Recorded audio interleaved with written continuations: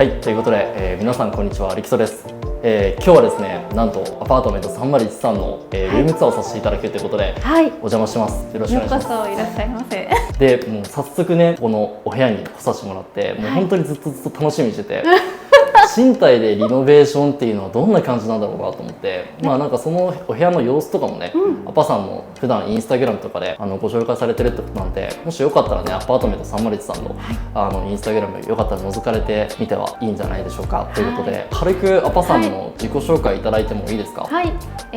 インスタグラムでアパートメント301という名前で発信をしております。前のお部屋が301号室だったので301なんですが、退去してくださいっていうことで仕方なく引っ越しをしましてそれで今のお部屋に引っ越してきました。はい、ありがとうございます。前のお部屋約何年間住まれてたんですか？13年。13年間、はい、すごいですね13年間住んだ思い出のお部屋を、なんとここにお引っ越ししなければいけないということで引っ越して、はい、それもなんと築振りの物件をリノベーションしてるっていうので、リノベーションしました。すごく面白いお部屋だなと思って、はい、今日はちょっとアパさんのお部屋っていうのをね、久しぶりにルームツアーさせてもらいたいと思います。はい、よろしくお願いします。よろしくお願いします。では早速玄関からご紹介させていただきたいと思うんですけども、はい、玄関出てるとこんな感じですね。こんな感じですね。はい、僕早速思ったのがここの照明、はい、ピーター・アイビーの、そうです。前のお部屋でも玄関で使ってて、はい、同じ感じにしたかった。玄関とはもう前のお家と一緒。ああ、本当ですね。なんかここの既視感がありません？雰囲気というか、すごく301号室の風合いを残しつつっていう形ですかね。そうなんですよ。なのでなんか前の部屋の記憶を残しつつっていうので、玄関にはぜひつけたいなと思ってて、はい、素晴らしいですね。スマートロックも全く同じやつです。そうです。持ってきて付け替えて。ああ、そうですね。そうです。で今回表側にもキュリオパッド、暗証番号とかで開けれるやつをつけてるんです。新しいやつにされてるんですね。そうなんです。なるほど。はい、で、もうここに早速、もう靴箱っていうものがここの家には存在しないんですね。ないです。なるほど。ビフォーの状態では、はい、ここに靴箱が存在してたんですけど、撤去していただいて、なるほど。でなんか靴箱があったところだけここ一段上がってたんですね。なのでその段の高さで一番奥まで、モルタルを打ってもらって、はい、一段高くなってるところに靴並べたらいいんじゃないって言って、それでこんな感じになります。じゃあもうここもすべてリノベーションされてるって形？そうですね。ここは撤去した靴箱と、ここの下にこのモルタルで高さを揃えてっていうのをやってる。すごい。でもこっちのタイルの方は元々のまんまですね。なるほど。はい。でちょっと早速気になるところなんですけど、はい、見た感じ同じ靴が2つ並んでるようなスニーカーでしょ。はい、ニューバランスが好きなんですよ。はい、わかります。で、番号が違います。なるほど。はい。1700と1700と990。なるほど。定番のやつですね。なんか若干違う。でも知らない人から見ると同じに見える。なんか1700の方がニューバランスって数字が上がっていくにつれて、ちょっと価格帯が上がってくるっていう、よりいいやつっていう。そうですね。1000番台は結構値段も高いんですけど、で1700このモデルがもう今売ってなくって。ああ、そうなんですね。前はもう同じの入ってたんですけど、傷んじゃって、それで買い替えたっていうか、もう履き潰したくないので2足でローテーション組もうかなっていう。そうだったんですね。スニーカーってどうしてもね、やっぱり毎日使うものなんで。そう、やっぱり痛みが早い。毎日使うと特に痛むので、ですね。少し休ませながら使ってあげたいっていう。なるほど、なるほど。じゃあ今日今撮影日がちょうどちょっと雨が降ってるというか。ちょっと曇ったりとかしてるんですけど、なんかその雨の日とか、晴れの日とかで、結構靴とかも使い分けられてるって感じですか？一応防水スプレーとかは振るんですけど、ちょっとやっぱり雨が強い時は、そこのポテッとしたのがレインブーツになるので、雨用。めっちゃアパさんっぽいですね。でしょ。あれが可愛いんですよ、分電盤。なるほど。昔のままの。本当だ。絶対今ないやつで。確かに。八重コンパネル。僕これが何なのかも正直わかんないですよね。パッと言われて。これはもともと賃貸というかこの物件来られた時からもう備え付けされているものですね。なんか普通のお部屋てはもうちょっとシュッとしたスタイリッシュなのがついてたりとか最近はすると思うんですけど、はい、あえてそういうのに変えずにもう昔のままそのまんまにしてるっていう。続いてこちらですね。ちょっと水回りの方を見させていただこうかなと思うんですけど、早速入ってみてもいいですか？はい、はい、ドアないんですけどね。すごい。なんです。シャワーカーテン。はい。ああ、そうなんですね。仕切るようにしてます。はい。で、お風呂に浸かる時は、はい、特に閉めないでそのまま浸かるんですけど、シャワー浴びるとやっぱりこう水跳ねするので、こっち側の居室の方の床を濡らさないようにっていう意味でシャワーカーテンを閉める。ドアだとなんか仕切られてしまって、あと掃除がすごい面倒くさくて、前から嫌だったんですよ。拭くのが嫌だっていう。それでカーテンだったらニトリで800円。すごい。800円であるんだこれ。800円。すげえ。だからちょっと汚れたなとかって思った時に買い替えも800円でできるので、すごい楽ですね。素晴らしい。でこれもね、しっかりリノベーションされてるっていう形ですごく美しいんですけども、前のこの元々の写真、後で貼っておこうと思うんですけど、前の雰囲気から想像できないぐらい本当に真っ白というか、ホテルなんじゃないかなって思うぐらい。なんかよく海外のお風呂みたいっていう風なコメントをいただいたりするんですけど、本当にそんな感じかなと。なかなかこういう団地風な団地のこうお風呂って、リノベーションされてても、こういう形になってることってほとんどないですよね。なのですごい珍しいんじゃないのかなと思います。これシャワーヘッドとかがついてるんですけど、一応なんか天井からなんかこんな感じで吊るし上げられてるんですか？これ何ですか？これレインシャワー、オーバーヘッドシャワーって言って、真上からこうザーッとお湯が出るので。なるほど。はい、なんかよく海外のお風呂とかには特についてるやつなんですけど、僕がこの前沖縄に行って、エミールなキジンっていうすごいミニマルな、もう本当にこのお風呂と似たような感じのホテルにこの前行って、それも上から天井からシャワーが出てくるみたいな感じだったんで、海外っぽい感じの風合いなのかなと思って、面白いなと思ったのが、ここのリノベーションされてるところはそうなんですけど、なんか元あった素材感もなんかちゃんと残しつつリノベーションされてるのかなと思うんですけど、これも元々の壁なんですかね？もともとこのミントグリーンのタイル張りのお風呂だったんですよ、全部が。そうなんですね。そうです。こっからここまで。もう全部壁は全部このミントグリーンだったんですけど、今回ちょっとこのドアの高さを基準に上下を分けてあるというか、それがあって、わざとその衣装的にデザインという意味で、上のタイルは残しつつ下ちょっと変えるみたいな。なるほど。で結構なんか段差高くないですか？よく言われるんですよ。私も最初おっと思ったんですけど。意外となんかね、これが標準な高さらしいんですよ。そうなんですね。気持ちちょっと頑張らないと。ちょっと頑張ろうっていう感じになるんですけど、結構だからこっち深いんですね。プールみたいですね。確かに色もなんかこう白いし、プールみたい。すごい素敵。僕的にすごく独特な俺得なすごいお風呂だなと思って、すごく羨ましいです。ありがとうございます。じゃあ続いてちょっと玄関入ってきて、水回りというか、そうですね、ここが洗面台になって、その奥がクローゼットっていうか、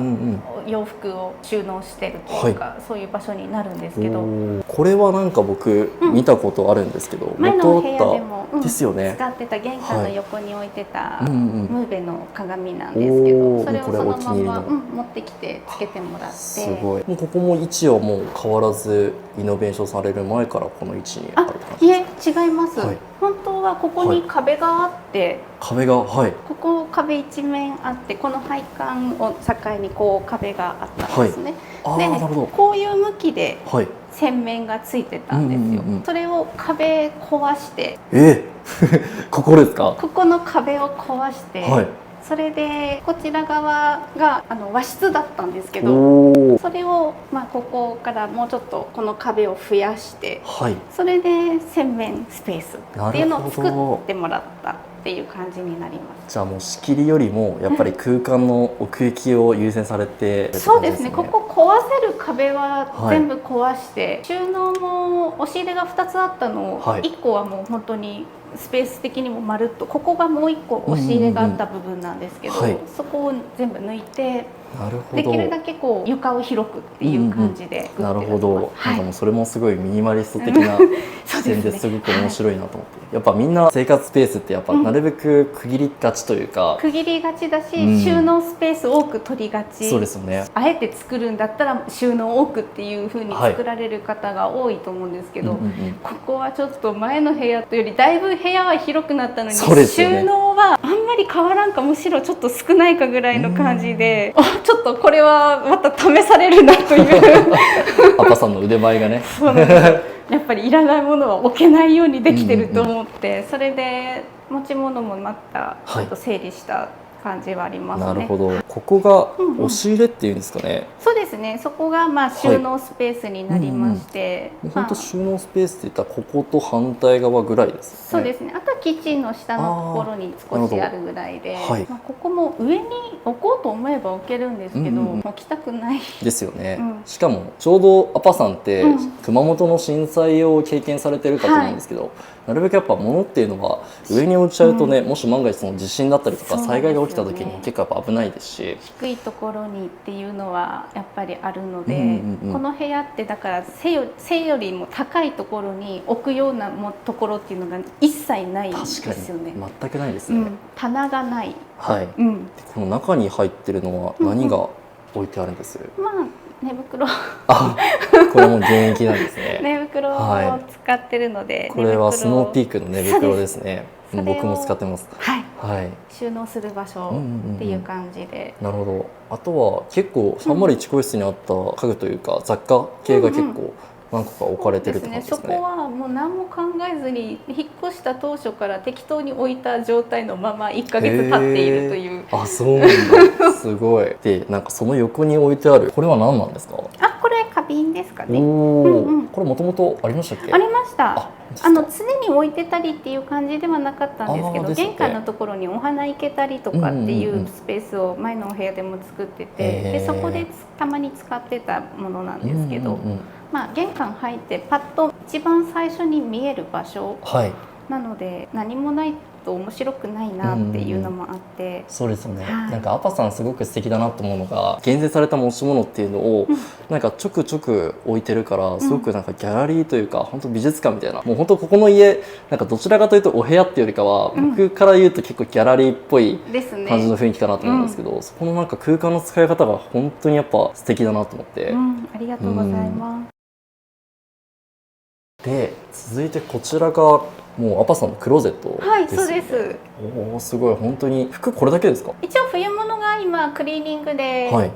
預かりで出してるので、冬物がなくて今着てる服、今の季節に着る服を全部かけて置いてるんですけど、なるほどなるほど。ここにかけてあるだけでも1、2、3、4、5、6、7着、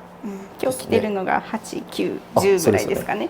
なるほど。今日もアパさんスタイルで、今日も白黒です。白黒ね、いいですね。ってことで、もうあとはもうバッグ。そうですね。バッグを下の方に置いてる。これいいですよね。ルイス・ポールセン、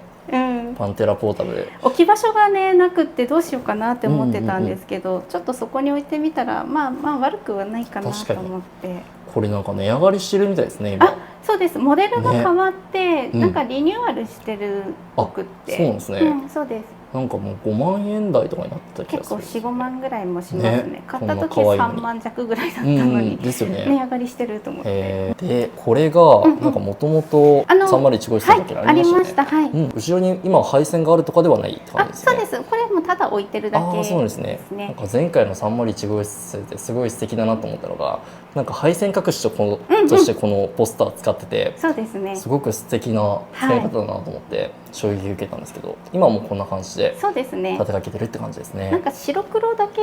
特にここ黒率が高くって、服も黒が多いしバッグも黒だし、そうですよね。ってなるとなんかこう面白みがないっていうか、空間的に重たくなりすぎてる感もあったので、ちょっとポスター向こう側に置いてたんですけど最初、なんかこっちに持ってきてあげた方がなんかバランスが取れるかなと思って。確かに、なんかこれだけモノトーンで統一されてると、この紫がすごく映えますよね。そうですね。でクローゼットこんな感じかな。こんな感じですね。はい。ということで続いてメインのこの空間についてご紹介していただこうかなっていうふうに思うんですけど、はい、ちょっと今更なんですけど、この床材っていうのは変えてるんですか？床変えてあります。おー、なるほど。ここもともと和室が2部屋と、こちら側がダイニングキッチンっていうことで、2DK のお部屋で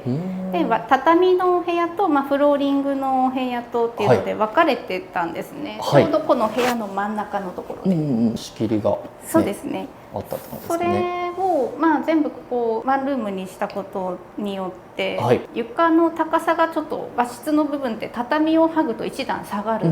でフローリングのとこは若干上がってる、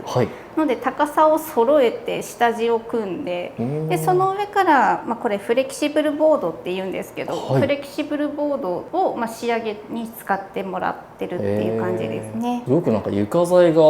なんか僕んちと違ってすごく高級感がある、なんか本当になんかどっかの施設で使われてるような感じの素材感ですよね。これってなんかもともとそういう床とかの仕上げに使うような素材ではそもそもないと思うんですけど、素材的にはセメントがベースで使われてるものになりまして、でこれちょっと少し塗装をかけてあります、3分ぐらいの塗装をかけてあるので少しテカリというかがあるんですけど、もともとはもう本当にマットな感じの紙のような感じだったんですね。これが逆にね、そのギャラリーっぽさをすごく感じれるところなのかなと思って。そうですね、ちょっと塗装を入れた方が、水回りとか水が跳ねた時にシミとかができにくいっていうのもあるので、無塗装よりは塗装を若干入れた方がいいんじゃないかっていうことで塗装を少し入れてあるんですけど、これはもうアパさんのセンスというか。そうですね、前からちょっと興味があったんですけど実際今回設計をお願いした方のご自宅、ご自邸でも使われていらっしゃって、この素材がこのフレキシブルボードにするか、本物のタイルにするか、前のお部屋で使ってたような、フロアタイルにするかの3択だったんですけど、一番おすすめはフロアタイルだと言われたんです。ここは特に床が、ちょっと、古い建物なのもあってガタガタしてて、もしかしたら割れるかもしれない、これは素材が硬いから。なるほどなるほど。硬ければ硬いほどいいってわけでもないのか。そうですね、段差があるとどうしてもその段差のところで割れてしまうかもしれないっていうので、それに比べるとそのフロアタイルの方が少しそれに比べると柔らかいので馴染むから、それの方が一番いいような気はするけどって言われたけど、フレキシブルがいいと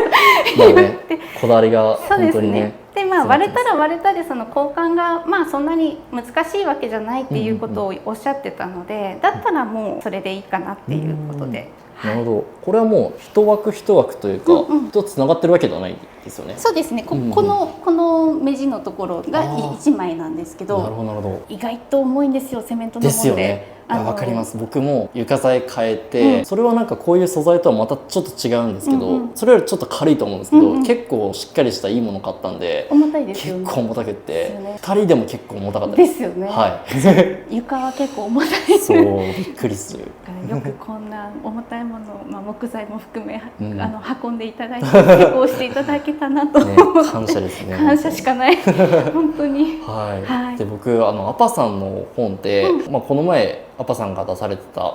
私が主役のワンルームライフっていう本が出版されてるんで、もし気になる方はこちら概要欄に貼っておくんで、よかったら見ていただきたいんですけども、その本で書かれてた言葉ですごく印象的なのが、我が家の主役は床ですっていうことを言われてて、いや確かになんか僕もよくよく考えたらやっぱり普通なんかみんな主役って言ったら、例えば僕だったら家のプロジェクターとか、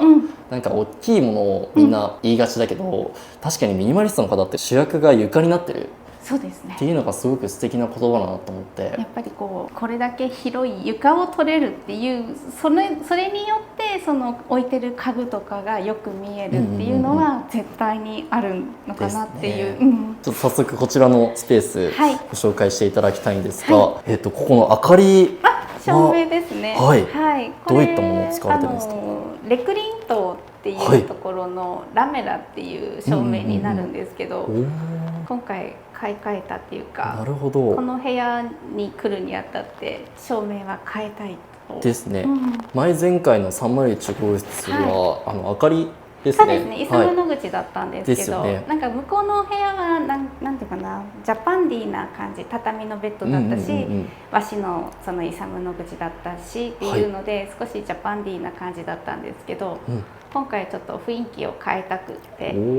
でもなんかその大きく変わるっていうわけではないというか、なんとなくその雰囲気似てるけど物が変わっててっていう、そうですね、301号室のすごく雰囲気も残しつつ、新しいお部屋にしてて、床材もそうですけども、このね後でご紹介させていただきたいんですけども、このベッドの部分だったりとかも変えつつ、結構変わってるんですよね。変わってるんですけど、で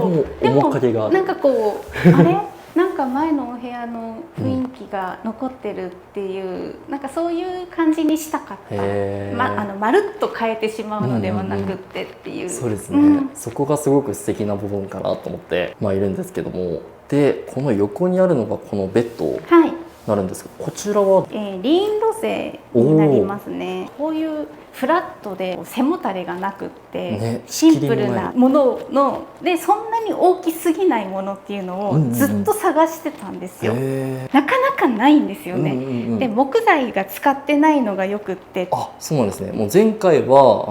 YouTuber さんの建築家2人暮らしさんの、出されている畳のベッドを使われたんですけど、でフレームがこう木材っていうか木目だったんですけど、今回このお部屋ってあんまりそういう木目のものを多用したくなくって、確かにこの床材とかもそうですし、こちらの部屋の雰囲気とかも木材というか木目のものがあんまりない感じにしたかったので、これがすごいドンピシャだったっていう。これはもうちなみにサイズはどれぐらいなんですか？これ横が180ぐらいなので、寝袋を乗せたらぴったり、ジャストフィット、ジャストサイズっていう感じで、余白はないんですけど、でも全然私は背が低いので、それでも全然寝れるっていうのもあって、ちょっと触ってみていいですか？はい、どうぞ。すごいいいですね。これ生地がいろいろ選べるんですよ。で今回ウルトラレザーっていう、レザーじゃないんだけど、そういう風合いなものになってまして、合皮的なやつですかね。多分そういう感じだと思うんですけど、肌触りとかも良いし、そのなんか風合いがあっていい感じだったので。なんか確かにこのベッドで夜寝たらすごく気持ちよさそうですね。畳は硬かったですね。やっぱり確かにこれに寝ると柔らかいっていう。そうですね。畳のベッドもすごく素敵でしたけど、こちらで寝た方がより寝やすいですね。寝れるのかなと思いますね。じゃあちょっとここら辺ちょっと見させていただきたいんですけど、ここは収納のスペースになるんですかね。そうですね。だいたいその上が飾り棚っていう感じで作られてて、でその下が収納できるようなっていう形で作ってありまして、最初その収納のところに扉はつけられないような感じで設計されてたんですけど、そこには扉が欲しいと私が強く言って扉をつけてもらったっていう。ここにイソップがあったりとか。そうですね。それがやっとなくなりそうで。なくなりそう。なるほど。わかります。僕もこれ半年ぐらい使ってもなかなかなくならないです。減らないでしょ。前回来られた時も置いてあった、あれがそのまんま置いてあるんですけど、やっとなくなりそうで。うちのもようやくなくなりそう。無事に卒業できそうですね。でこれは香水とかですか？それはルームスプレーになります。ルームスプレーなんだ。なんていうところだろう。それはローっていうところになるんですけど、でも前回からあったやつ。いや、それは多分前来られた時にはなかったと思います。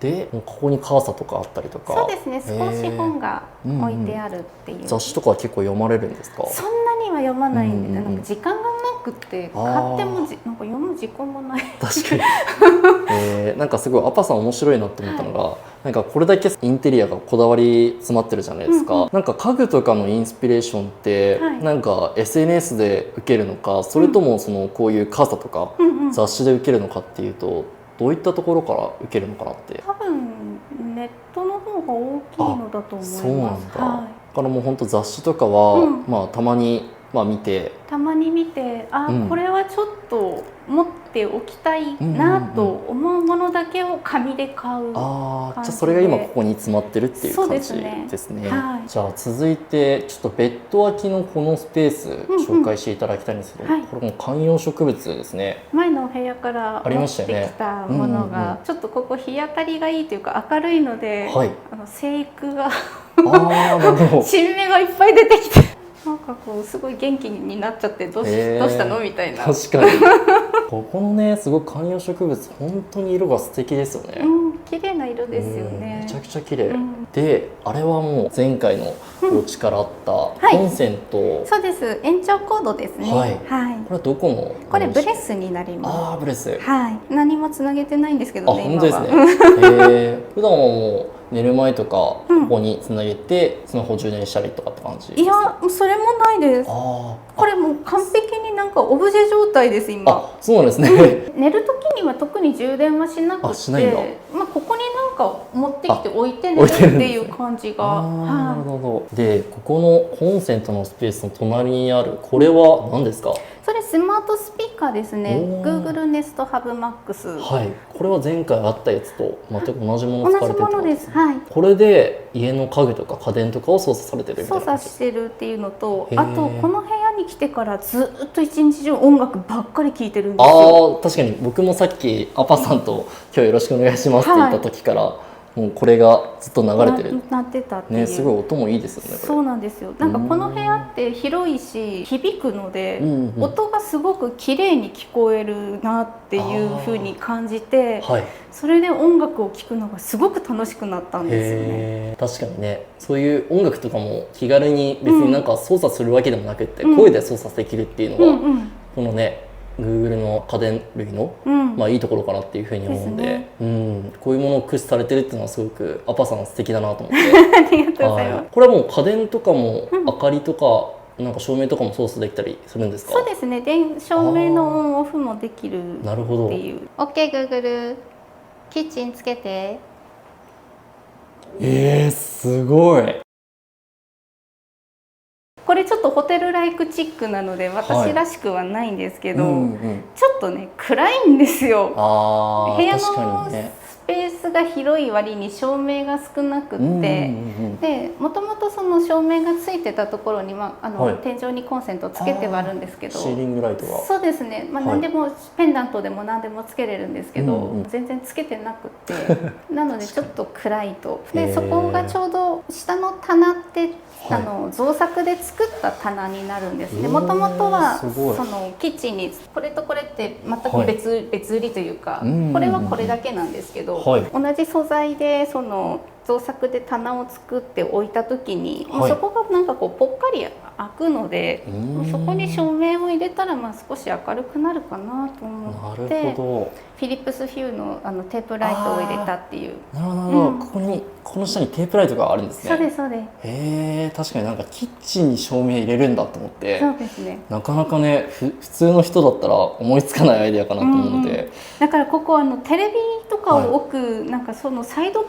ドかなんかって思われた方がいらっしゃるみたくって、なんでそのテレビを置くところに鍋が置いてあるんですかって先生言われたんですけど、確かにいやそこはキッチンなんです。ですよね、思いますもんね。で照明類でいうとここにターンのやつですかね。そうですね、ターンがあるのと、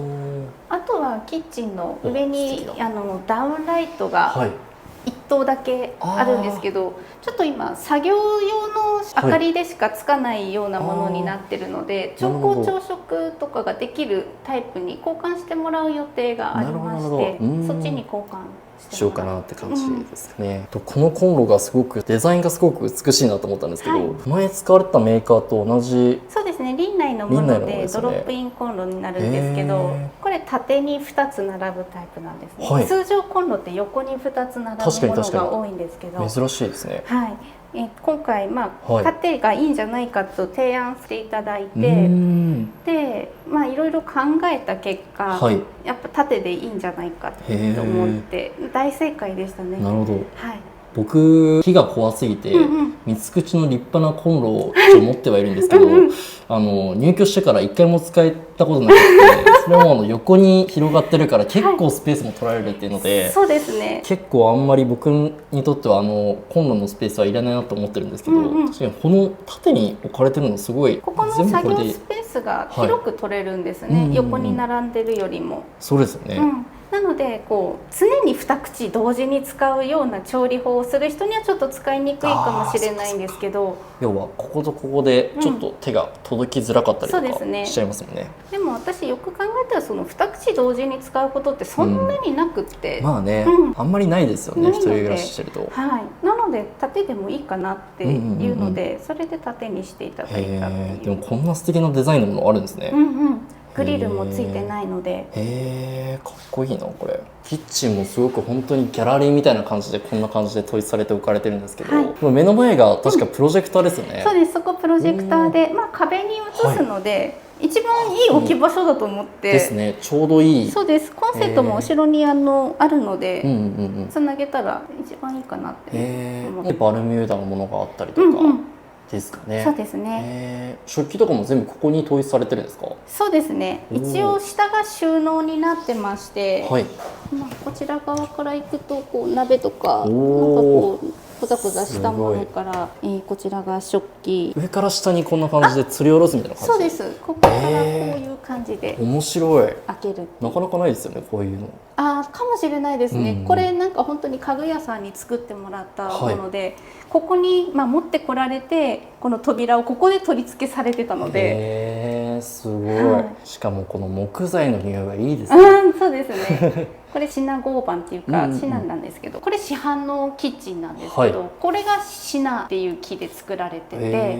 それで全部こことか、あとそっちの収納とかの木材って全部シナ材で作ってもらって、素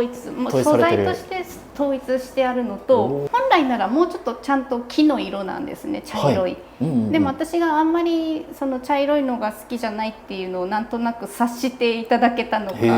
ちょっと白っぽく塗装します。ただべったり塗って木目が潰れると面白くないので、なんか木目が残るくらいの感じで塗装をかけますっておっしゃってて。なるほど。なのでこれ市販のものにリメイクをしてあるというか、色を塗ってあるんですね。じゃあ素材も統一してるし、色味も全て統一されてるって感じですね。なのでこれとこれとこのワゴン、あとそちらの収納っていうのは、全部同じような感じに見えるのは、素材と色を合わせてあるからってい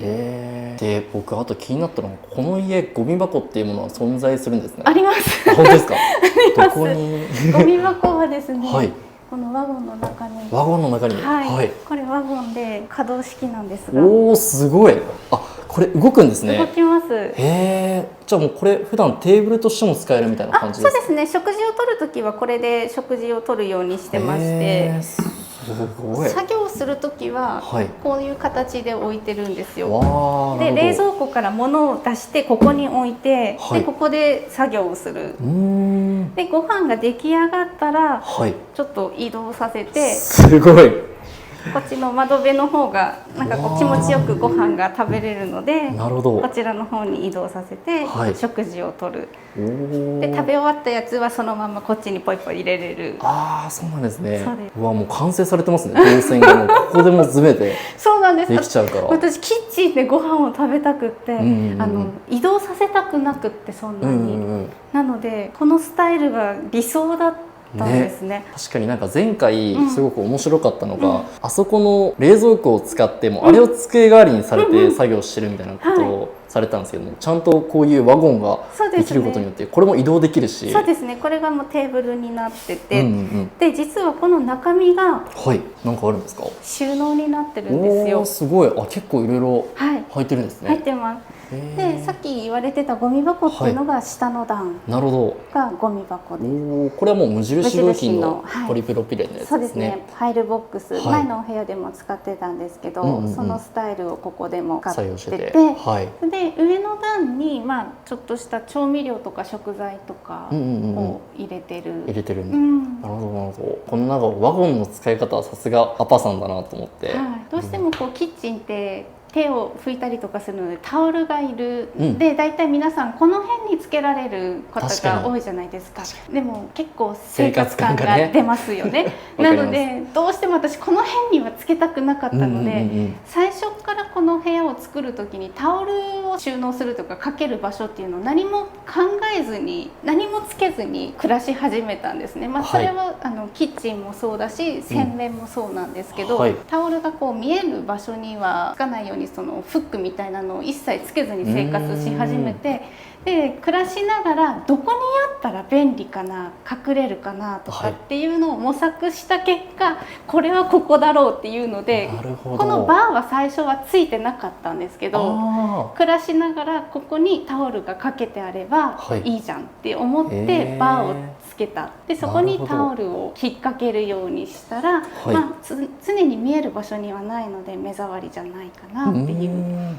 なるほど。いや確かにこの暮らしの一工夫じゃないですけども、生活感が出るものは極力置かないっていうのは、そうですね、確かにね、このギャラリーって僕が思った空間にもやっぱ、結構些細なことですけど、結構大事なところなのかなと思って。割とどういうこんなね、ちょっとシンプルだし、見えててもおかしくないようなものでも、やっぱりあるのとないのとではね、全然違ってきますよね。違うので。ありがとうございます。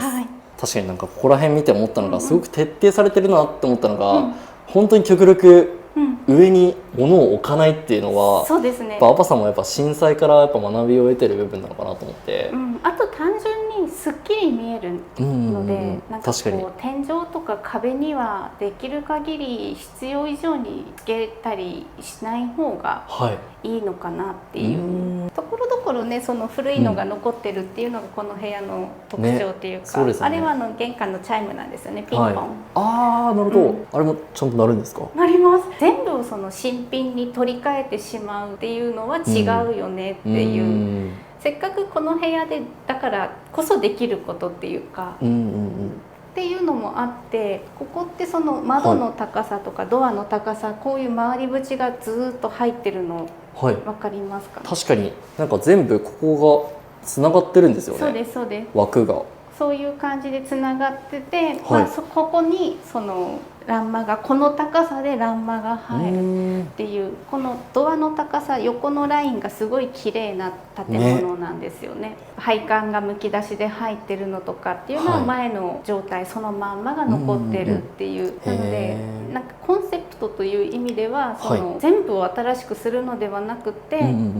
いいところは残そう、使えるものは残そうっていう感じで、古い部屋の記憶を残すようなリノベーションをしようという感じでされてて、なのでそれを聞いたので、私もその301号室の記憶を残すような家具とか、そういうレイアウトをやろうかなっていう。この空間は本当に301号室のお部屋と前回のこのリノベーションする前のお部屋の記憶っていうのが2つ統一されてるみたいな感じですよね。そうです。はあ、素敵。ありがとうございます。はい、ということで、時は流れてあれから3ヶ月ぐらいかなですかね。ですね、ちょっと今ちょっと夕暮れ時でいい感じにね日が落ちてライティングがすごい美しいような感じになって、ちょっとねあれから3ヶ月経ったっていうのもちょっと理由があって、アパさんの、前回ルームツアーっていう形で、インテリアのルームツアーっていうのをさせてもらった後に瞬く間にアパさんの部屋かなり変わってるなっていうので、これはちょっとせっかくならまたちょっとルームツアーという形で、ちょっとね変わった点だったりとか、新しく取り入れたインテリアとかですね、最近のアパさんのインスタグラム、ちょっと報告遅くなったんですけど10万人おめでとうございます。ありがとうございます10万人インスタグラム行くっていうのもすごいなと思うし、それをアパさんすごいなと思うのが毎日コンスタントにインスタグラム投稿されててすごく素敵だなって思いつつ、この家自体も前回と同様、リノベーションされたお部屋ってところで、かなりねインテリアの部分ちょっと前回と違ってちょっとねお部屋の、明るさ的にもちょっと落ち着いた空間になったので、ちょっとそこも含めて楽しんでいただけるんじゃないかというところで、ちょっと早速、前回の、動画の引き続き、ルームツアーもさせていただきたいと思います。よろしくお願いします。いやーここね結構変わってますよねあれからすごい変わりましたね。ね、うん、具体的にどういったところが変わったのかっていうところで言うと結構大きい部分だとここのなんていうんですかね名前はそれランマっ欄間て言いますね。もともとビフォーの時についてたんですけど、ちょっとそれは壊してなるほどまた素材を変えて、同じような感じで取り付けてみたっていう。こちらから見るとこんな感じなんですけども高さがだいたい180センチぐらいあるんですかね。そうですね、もう本当にね僕の身長が当たらないように気をつけてくださいねっていうそうなんですよギリ全然当たるぐらいのサイズ感でこれつけたなんか理由とかってあったりします？もともとここのリノベーションのコンセプトを決めるときに、はい、ワンルームっていうのはもともと言ってたんですけど、その元の部屋の記憶を残すようなリノベーションをやろうかなっていう話で、それでここってすごいこの欄間が印象的な部屋だったんですよね。この高さがこうずっとつながって、投げしっていうんですかね、同じ高さでぐるっと一周回ってて、それがドアの高さ窓の高さも全部揃ってるっていう、これがあることでなんかこの部屋らしさがすごく分かりやすく出るんじゃないかっていうのを言われてて、それで作るっていうことになったんですけど、その時のね記憶をしっかり残すっていう意味では別にこれって本当になくてはならない生活必需品っていうものではないと思うんだけど、そういったものよりそのアパさんが重視してるっていうのはこのお部屋の元の記憶をより戻すっていう部分でこれをね残してあげたっていうのはすごく素敵なエピソードだな、なんかそれだけでも一つの作品になりそうな感じですごい素敵だなって思ったりとか。なのでこれがあるおかげで前の間取りが見えるんですよね。ここに壁があったドアがここにドアがあって和室でここに押し入れがあったなっていうのが、これが全部分けてくれてた部分なので、やっぱね空間をしっかりとここで区切るっていうのは、なかなかね普通の賃貸とかだとなかなかないアイデアだと思うので、それができるのもやっぱりねリノベーションしてるおかげなのかなとか思ったりしました。すごいこのねサイドテーブルがちょっとずっと気になってたんですけど、これも新しく取り入れたアイテムなんですかね。そうですね。このソファーを買うときに、ゆくゆくはこれも買いたいと思ってて、なんかこれに合わせて作ってあるテーブルなんですね。なるほど。なのでこう高さもちょうどソファーと合うような高さになってるっていうのもあって、割とこの素材感がこう金属で、この欄間も金属でっていう素材がリンクするようなものだったので、それで値上がりするっていう話だったので値上がり前に買いました。あ、そうなんですね。ちなみにどちらのブランドさんのものなんですか？こちらはリーンロゼになります。リーンロゼで、その上にルイス・ポールセンのパンテラポータブル置いてるって感じですよね。なんかこれは照明最近あんまつけなくて、形が可愛いからここに載せてるみたいな感じが多いですね。いや、なんか結構僕も最近結構いろんなインテリアショップとか練り歩いてて、なんかねこういうブランド家具って言われるようなものって本当に年々高騰してるというか、もうここ最近数年間でめちゃくちゃ値上がりしてる感があってですよね。円安っていうのもあるんだろうと思うし、あと輸送費とかの問題もあるんでしょうけど、すごく値上がりしてきてて、前多分このワゴンがここの横に結構置いてたけれど、もう最近前に出してる感じで。なるほど。なんか結構アパさん見てて思うのが、結構ワゴン系のアイテム結構多いなっていう。そう、この部屋はそのキャスターがついてて動かせるっていうのがこれともう他に2つあるんですよ。2つ。はい。なるほど。ボビーワゴンっていうんですけど、これが洗面とか水回り関係の収納で使ってるもので、これもこう動かしながら使うような、これも前回あって、この中に下着だったりとかフェイスマスクみたいな、そうですね、スキンケア関係とか歯磨き関係とか、なんかそういうのをまとめて、洗濯とかも含めて全部まとめて入れてて、洗濯機がここにあるので、洗濯物が出来上がったらもうこの上に洗濯かごみたいな感じで洗濯物を置いて、そのままゴロゴロってやって、でこっちにちょうどこれ物干しにもなるんで、ああ、そういう使い方も確かにできるですよね。ちょっと幅があるのでタオルとかかけても風が通ったりして乾きもいいとか。そっかそっか。そうなんですよ。なるほど。なのでなんかこの辺は洗濯乾かすゾーンみたいな感じで夜使ってたりとか。確かにここね、ちょうど窓があるから風通しもすごくいいからね、そうなんですよね。そういった意味では結構乾かしやすいのかなとか思ったりとか、すごい乾きが早いと思います。なのでなるほど。そんな感じでいろんな用途でこれは使ってたりするんですけど、あともう一個はこの除湿機ですね。除湿機もこのコロコロが、ああ、確かにワゴンがついてるので、これあれですよね、角ってところですね。そうです。これ角のもので、雨が降ってて洗濯物が乾きそうにないなっていう時だけ引っ張り出して、この辺で洗濯物干してるので、この辺に出して乾かすっていう。このアイテムすごい外観もすごくミニマルで美しくて、本当に加湿器かと言われたらそう思わないぐらいのデザイン性。旅行にでも行くのみたいな。いや本当ですよね。本当キャリーケースぐらいのなんかそんな感じよりもちょっとちっちゃいサイズ感ですよね。デザインでコロコロ動かせるので、使い終わったらもう水とか全部捨ててここにしまっておくっていう。お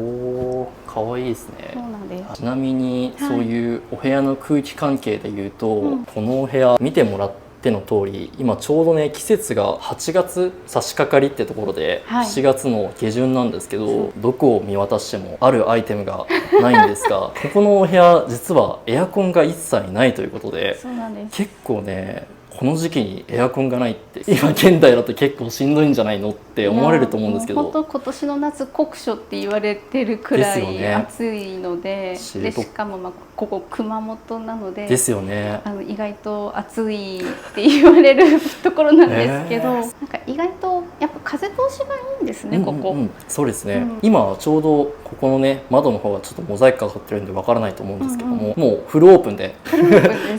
もう結構ね風通しがガンガンいいような形になってるんですけど、確かにね僕もこのお部屋入った瞬間すごくね風通しいいから、あんまり暑いなっていう感じはなく、ただちょっと暑いなとは思うんですけど、暑いけどなんかこう我慢できないような、そうなんですよ、なんか蒸し風呂みたいなお部屋ではない。ですよね。前のお部屋は蒸し風呂状態になってたので、西向きでもう西日がずっと入って暑いからもう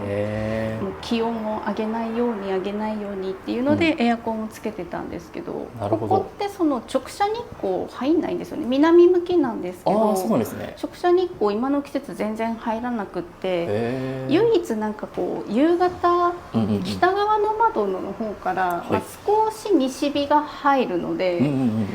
それをちょっと遮るために窓に遮熱のコーティングをしてるんですよ。なるほど、確かに前回インスタグラムでこのコーティングしてる現場をインスタライブされてた様子があったと思うんですけど、なるほど、それで補ってるって感じか。そうですね、結局外の熱を中に入れなければ室内温度は上がりにくくなるからっていうのを考えると、西日が一番やっぱり暑いからそれを遮ってあげればいいんじゃないっていう。なるほど、なかなかねこの季節にしかも九州で僕も今福岡住んでるんで同じように結構暑い中で、もうエアコンまで本当に手放すというかもうお部屋の選択肢から除外するっていうのは結構だいぶミニマリストの方でもだいぶ勇気のある行動かなと思うんですけども、なんかこれなんだろう、なくしてしまおうと思ってやったわけじゃなくて、もともとビフォーの部屋ってエアコン2台つけてあって、そうなんですね。で工事中に一応取り外してどうしようかっていう話だったんですけど、なくてもいいんじゃないのかなっていうか、つけるんだったらそのついてたものじゃなくて別のものをつけようっていう話をしてたので、なるほど、それでその2台はもう処分してつけるならこんなのかなっていう話はしてたんですけど、気がついたら7月になっててなるほど、暑いけどいけなくないわけじゃなさそうねっていう感じでずるずる来たらもうやがて8月になるっていう。いやでも確かにね風通しめちゃくちゃいいから、確かになくても全然過ごせそうな感じですね。なくてもいけるかなっていう気持ちにさせてくれる。ちなみに取り付ける予定は今のところないです。ないんだ冬も工事中、2月が工事中で毎日来てたんですけど、それはそれで暖かくて、そうなんだ。だから冬はなくてもいけそうねっていう、でうん夏がねちょっとねっていう話だったけ確かど、まあ、風通るからいけるんじゃないっていう、エアコンがないっていうところで言うと、うんまあ扇風機っていう選択肢も一応あったりはするじゃないですか、はい扇風機もなしですか？なしですいや一回見に行ったんですよ、はいはいはい。どんなやつがあるかな。でもやっぱ扇風機ってどれを見てもうん扇風機なんですね、確かに間違いない丸くってですねなんかこうスタンドになってて、ですねそれがちょっとおしゃれになっててもそのスタイル変わんなくって、うんああやっぱこう家電って割と生活感が出やすいな。確かで扇風機って特にそれが顕著に出るな、まあ、なくてもいけるならいらないかなまあ確かにな。なんか僕もこの空間見て、うんアパさんにその従来の扇風機うん置いてほしくないですもん。なんかねなんかこういいかなって思っうてんそれで買うのやめたうんけど、まあ扇風機と同じように結構風が吹くからまあいいかなっていう。そうですね、うん今の時代って結構やっぱいろんな家電が出てきて、うんどんどん便利になっていく一方で、やっぱりこういう、まあ、アパさんの結構観葉植物とか結構たくさん置かれてたりとか、まあ、それこそこの窓の奥とかにも、うんまあ、美しい、まあ、森林の公園があるんですけども、うんまあ、そういったなんか自然で生かすっていうのはなんか人間本来のあり方というか、っていうのはこのアパさんのリノベーションもともとあった形をそのまま残すってところだったりとか、自然の風通しうんと一緒に生活するっていう部分もなんか本質的ですごい素敵だなと思って。なんか昭和にタイムスリップしたみたいな気分で、うんジブリの音楽聴きたいみたいあな、ートトロかなみたいな、なるほどそんな気分にさせてくれるようなお部屋だなって思って、確かに、うんそれ素敵ですね、うん最近手に入れたアイテムでいうとこれこれなんかねすごいね木目調ですごい可愛い、うんなんかちょっと一見見た目からは想像できないようなアイテムかなと思うんですけど、うんこれ何なんですか？これまあ、はい音が鳴る機械なんですけど、へえ、音が鳴る機械、うんなんかアなるほどンビエントミュージックって言って、うんうんうんまあ、環境音とかって言ったりすると思うんですけど、うんうんうん、なんかこのパチパチがいっぱいついてるんですけど、はいそれでなんかその時の気分で好きだなという音を探しながら作ってへーその流すっていうスピーカーではないです。これ別にそのへー Bluetooth とかがついてるわけでもなくってなるほどただただここに内蔵されてるその音が流れるだけ。へえ、面白いですね。この部屋ってかわいい、うん窓の外とかの景色とか、はいその雲が浮いてるとかうんうんうん、っていうそういうものを見てると意外と飽きなくって、あー確かに確かに、なのでその映像系の例えばよくはドラマとか見てたんですけど、うんそういうのじゃなくていいっていう。ああなるほどね、なり始めました。おお、わあいいですねこれ。これこそもうまさに自然と暮らすじそんなゃないですけど。感じでなんかこう涼しさをうんうんうん。演出してくれないかなって思って。確かに確かに。へでえ。これでなんかこうスイッチを入れたりするとまた音が足したりとか、なんか機械のなんかコンセプトとか、もう外観とかデザインとかもそうだけど、なんか割とそのメカメカしくないというちょっと昔のそうアナログな感じでですよねってうんいう。そう夜になるとこれにするんですけどちょっと音がまた変わってへー虫の声が本当夜にはこれにするんですよ必ず。だ。へえ。ちょっと眠たくなるんですね。確かに眠くなるですね。もう寝なきゃいけないなみたいな気分になるっていう。アパさん10万人を超えるインスタグラマーですけど、夜とか結構スマホとかよく見たりします？あ結構見ますよ。あ、そうなんだ。うんなるほど。でも最近は寝るのが結構早い時は早くあって、何時ぐらいに？ 10時台ぐらいにはおもうお。寝っ転がってこれ聞いてるとなるほどなるほど。なんか眠たくなってきたな。自然と眠たくなそうるんですね。そう眠たくなる。まあなるほどね部屋も暗くなるし、うんうんうん音がこんなだと、寝ようかな。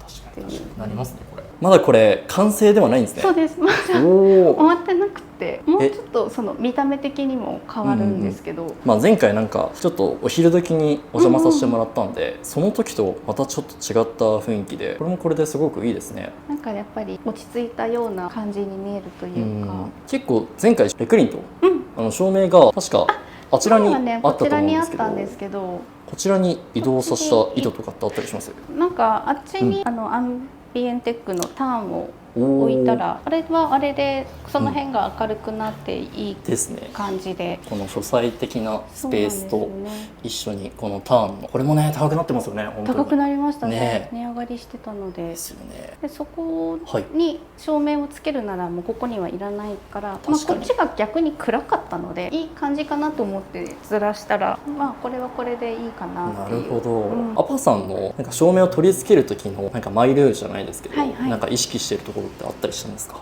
天井から強い光でうんうんうんなんかこう家全体を照らすみたいな、そういうのがちょっと苦手なんですね。なのでここを照らしたら綺麗に見えるかなとか、ここはあんまり見えてほしくないなとかっていう場所がちょこちょこ多分お部屋の中にあると思うんですけど、例えばまあこのペンダントだったら椅子の下だから、まあここら辺が照らされて、はい、なんかこう場所ができるみたいな感じに見えたりするかなとか。確かに。あとまあ下だったらこうなんだろう、床に少し反射してそれで広がりが出るように見えるかなとか。なるほどね。照明をつけると床もなんかこうふわっと明るくなる感じが。そうですよね、うんまたちょっとさっきとは違った日中とはちょっとまた違ったそうですね風合いが楽しめるっていう意味で、うん、日中はこれはないので、うんうんうん、なんかこれ夜のこの照明をつけた時ならではかなっていう。前回面白かったのが、この床材もアッパさんこだわって作られてて、ちょっとなんか塗装を塗ってあって、ちょっと反射があるような風合いで整えられたってところもそうなんですよ。聞いてたんですけど、確かにこの照明があることによって、まあしっかりねこの床も反射してくれて、さらにお部屋全体が明るくなるっていうのは確かにねミニマリストの方とかすごく使えるテクニックなんじゃないかなとか思ったりとかそうですね、しましたね。なんか最初はその光が反射するとかっていう形で塗装を入れたわけではなかったんですね。ああ、そうなんですね。なんかその濡れてしまうとシミができるとかっていうのがあるから、まあ、ちょっと薄くトップコートを塗ろうかなっていうような話で塗ってもらってるんですけど、まあそれがあるからこういう感じになったっていうのもあって。ここの画角すごいいいですね、私ここよく写真で撮りたがる人なんです。よく見ますよここ、やっぱねこういう照明とか右にあるピーターアイビーとかは301号室から持ってきたものって感じですよね。そうなんです。だからなんかすごいアパさんいいなと思ったのが、なんかリノベーションしたからって言ってなんか全部を総入れ替えするんじゃなくって、しっかり前回の301号室のお部屋の良さっていうのも取り入れつつ、まあしっかりねリノベーションすごく新しいお部屋でもこんな感じで素敵な空間、アパさんらしいような空間演出されてるから、そこがなんかね素晴らしいなとか思いつつ、ありがとうございます。ということでちょっと撮影終わったんですけど、衝撃の事実ってところで、ここのベッドどちらのものでしたっけ？リンロゼですよね。価格聞いてびっくりしたんですけど、なんと50万みたいですらしいんですけども、なんとこのお部屋のエアコンが一切ないってところで、実は最近床で寝ているみたいです。衝撃の事実全然寝れます？寝れます。私前の部屋で畳ベッドで畳で寝てたので、そっかそっか。畳と床ってさほど変わらない。ああ、そうですね、確かに。畳そんなに弱くないんで、変わんないんですよ。へえ。床のことまだなんかちょっと冷たいじゃないけど、そんな感じなので、ここら辺にね。すごい。しかもなんかそれを女性の方でされてるっていうのがすごい、だいぶ仙人みたいなないと思います。ですよね。すごいちょっと衝撃の事実でした。はい、ということで2日間というか3ヶ月越しの、ルームツアーというところで、久しぶりにねアパートメントさんのまたね進化したルームツアー撮らせていただきました、ありがとうございます。ありがとうございます。ということでアパさんのインスタグラムのアカウント、下の概要欄の方に貼っておりますので、最近ちょっと10万人も行かれたってところでありがたいもっとねアパさんの魅力が伝わっていけばいいかなって思うので、よろしくお願いします。よろしくお願いしますはい、ということで、今日はアパートメント301のお部屋からルームツアーの方をさせていただきました、ということでありがとうございました。ありがとうございました。アパさんって生活費いくらぐらいなんですか？計算しろで家賃は3万ですよもうそのパワーワンですね3万5千円って激安だよねみたいな。やばいっすよ。これで3万5千円はだいぶだいぶですよ。工事費を入れて10年でっていうのを考えても、この家賃が6万7万ぐらいにしかならない。でもそれでもこの近辺のこの広さのっていうのでいけば、まあもっとくれるんじゃみたいな。東京でここだと多分10万は軽く超えましたね。10万で15万ぐらい。もっといくかもしれない。広さがあるんで。そうですね。だって3万5000円って駐車場代やんって言われるの。確かに。私の駐車場ですよ。なんなら私の駐車場より安いですよ。今日売ってますよ。うん。